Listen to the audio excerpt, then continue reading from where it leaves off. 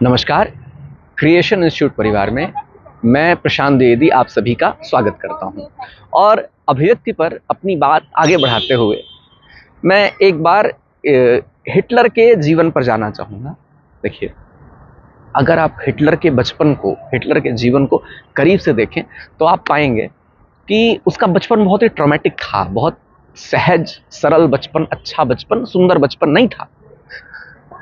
उसके पिता आर्मी से रिटायर्ड पर्सन थे और माता पिता के संबंध बहुत अच्छे नहीं थे। पिता शराब पीते थे और कई बार उसने अपनी माता को उनसे बहुत बुरी तरह पिटते हुए, मार खाते हुए देखा था।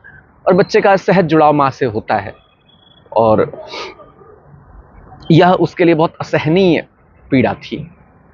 उसके बाद माँ की मृत्यु बहुत ही दर्दनाक, बहुत ही कुरूप तरीके से, कैंसर से इलाज के, अच्छे इलाज के अभाव में बहुत बुरी तरह तड़प तड़प कर हुई थी।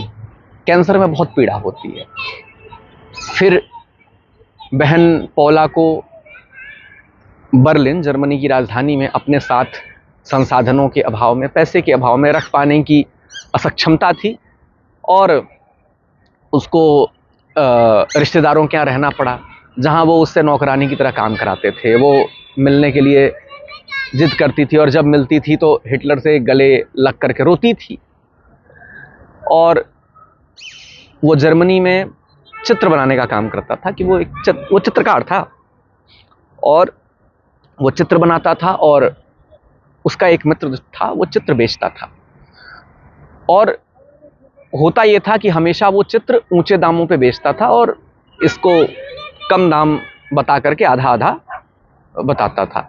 लेकिन हिटलर ने कभी इस चीज़ को सवाल नहीं बनाया। लेकिन एक बार हिटलर ने जर्मनी की संसद का एक बहुत सुंदर चित्र बनाया, बहुत बढ़िया चित्र बनाया और वो उम्मीद कर रहा था कि इसके कम से कम इतने फ्रैंक, इतनी तो मिल ही जाना चाहिए जिस तरह से बिक्री थी।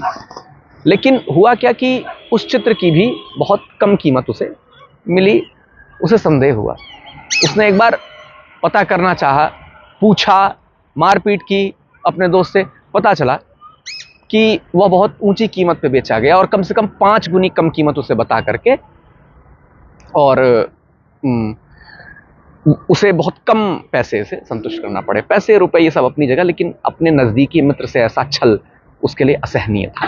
फिर जर्मनी में, बर्लिन में छोटे मोटे काम करता रहा उतने में, और वो अखबार बहुत पढ़ता था और जो कुछ समाज में हो रहा है उससे वो प्रभावित भी था। और पहले विश्व युद्ध के बादल मंडरा रहे थे। फिर पहला विश्व युद्ध होता है, उसमें वो एक सहायक सैनिक के रूप में, जो कि एन्यूमेशन, जो कि रसद, ये सब सैनिकों को पहुंचाते थे, वो काम हिटलर ने किया। और 17-18 साल का बालक, वो घायल, चारों तरफ से चोटिल, बिस्तर पे पड़ा हुआ, घर परिवार की स्थिति ऐसी थी, नज़दीकी मित्र ने छल किया था और जिस देश में रहा था उस देश को, मतलब अगर विश्व युद्ध के बाद अगर कोई सबसे बड़ी पेनल्टी लगती है तो उस पेनल्टी का सबसे बड़ा एग्जाम्पल जर्मनी को बहुत अपमानजनक वर्साइल की संधि करनी पड़ी थी। यह सब देख करके वह उसी अस्पताल में, अखबार पढ़ करके उसी अखबार में सिर छिपा करके रोया। और उसके बाद उसने भाषण देना शुरू किया और धीरे धीरे एक दिन वो जर्मनी का शासक बना। अब आप सोचिए कि एक तरफ वह कैसे अभिव्यक्त होता था एक चित्रकार के रूप में, जिससे कि संसार सुंदर बने। लेकिन यदि उसकी बात सुनी नहीं गई, बात सुनी जाने का मतलब यह केवल नहीं होता कि जो मैं कह रहा हूं वो सुना जाए, उसकी चित्रकारी को इतना स्पेस नहीं मिला कि उसका जीवन सहज रह सके, सुंदर रह सके।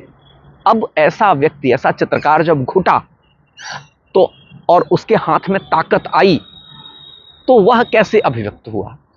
द्वितीय विश्व युद्ध के रूप में, यहूदियों के नरसंहार के रूप में।